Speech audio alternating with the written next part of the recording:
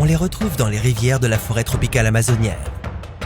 Au lieu de mordre ou de piquer leur proie, ces créatures libèrent jusqu'à 600 volts d'électricité. Il s'agit des anguilles électriques. Que se passerait-il si vous en rencontriez une? Ou pire, des centaines? Comment un poisson peut-il électrocuter quelqu'un?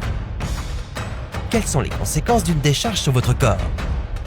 Et est-ce que quelque chose comme ça s'est déjà produit auparavant? Voici Et si. Et nous nous demandons ce qui se passerait si vous tombiez dans une piscine remplie d'anguilles électriques.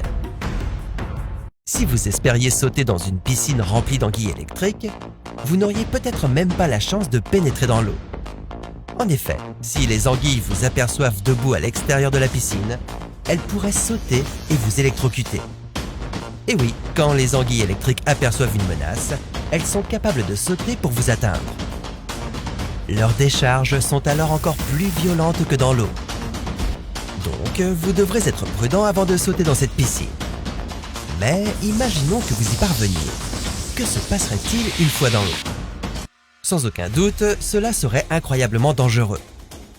Bien que les anguilles électriques ne chassent pas les humains et ne soient pas un animal dont nous devrions avoir peur au quotidien, elles n'hésiteront pas à vous électrocuter si elles vous perçoivent comme une menace ou quelque chose qu'elles pourraient manger.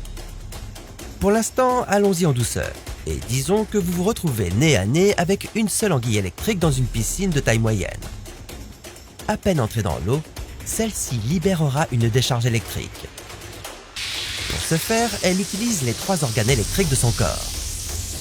Ces organes contiennent des électrolytes, et l'anguille les utilise pour naviguer et communiquer, ainsi que pour électrocuter ses proies. Le premier choc électrique sera utilisé pour vous localiser. Il vous affectera de plusieurs façons. S'il s'agit d'une petite anguille électrique, la décharge vous fera l'effet d'une piqûre et provoquera des spasmes musculaires. L'anguille espère que vous ferez quelques éclaboussures qui l'aideront à vous localiser. Une fois que cela se produit et que l'anguille vous a repéré, elle libérera une deuxième décharge électrique. Si le choc provient d'une anguille adulte de taille normale, il sera égal à 600 volts d'électricité. Ce choc ne vous tuera peut-être pas sur le coup, mais il aura de graves conséquences. Au début, vous subirez une perte de contrôle musculaire. C'est parce que nos muscles sont stimulés par l'électricité. Si vous en recevez trop, vous perdriez certaines fonctions importantes de votre corps. Et comme si cela ne suffisait pas, vous aurez aussi des contractions musculaires très douloureuses. Résultat, vous perdriez connaissance. Oh, rappelez-vous que vous êtes dans une piscine. Donc si vous vous évanouissez, c'est la noyade assurée. Il suffirait alors de 60 secondes seulement pour mourir.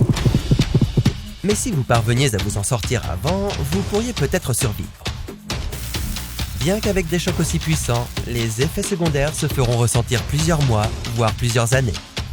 Ils peuvent comprendre des brûlures, des cicatrices et encore plus de spasmes musculaires. Rappelez-vous qu'il ne s'agissait que d'une seule anguille électrique, et elle était plutôt mortelle. Et si on mettait 100 anguilles électriques dans une piscine? Eh bien, cela signifierait une mort instantanée dès que vous sautez dedans. En effet, les anguilles électriques ne sont pas vraiment sociables. Si vous réunissez 2 anguilles dans un petit aquarium, elles s'attaqueront constamment et libéreront des décharges électriques. Donc, si nous décidions de mettre 100 anguilles électriques dans une piscine, l'eau serait remplie par un barrage constant de battements de poissons et des milliers de volts d'électricité. Bonne chance pour sauter dans cette piscine. En conclusion, sauter dans un bassin rempli d'anguilles électriques est presque synonyme de peine de mort immédiate. Mais qu'en est-il d'une piscine remplie de requins? Eh bien ça, c'est une histoire pour un autre Et si